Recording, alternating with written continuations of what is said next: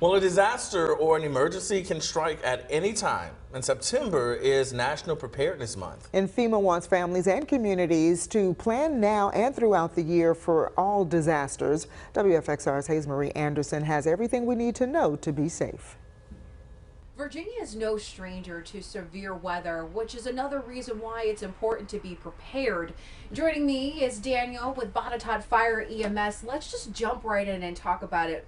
We've seen some crazy things when it comes to weather, am I right? We have. So let's talk about what happened recently during the winter. Walk us through, what did you guys see?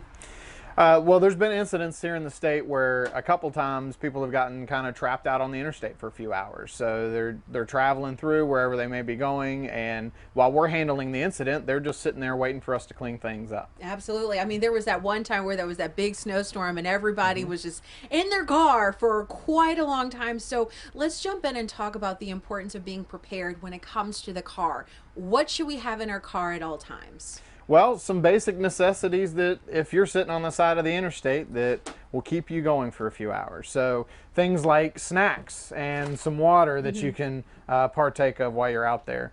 The other thing is, you know, we rely on our cell phones a lot. And so not relying on the car because our car may end up running out of gas. So having things that we can charge our cell phone with, having some important information written down, so some emergency contact numbers since we keep all our numbers in our cell phones, along with our insurance information, maybe an out-of-town contact that we can get a hold of, things like that.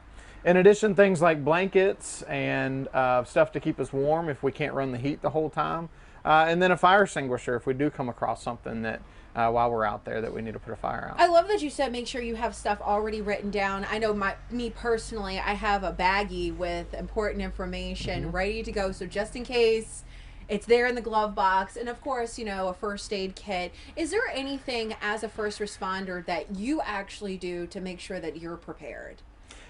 Just honestly, water and snacks is one of the biggest things that I take with me anywhere I go. Between that and always having the extra cell phone charger, because we do use our cell phones for a little bit of everything anymore. And so, but once they die, they can't be useful to us anymore. Absolutely. And maybe even having like a sweater or, you know, a jacket or something to keep you warm, because you just never know. And that's the big thing, is you never know what may happen, whether it's weather or just maybe even a traffic jam that can leave you on the road for quite a long time. Am I right? Absolutely. So once again, before we wrap up, is there any other tips that you want to make sure that our viewers know to stay safe?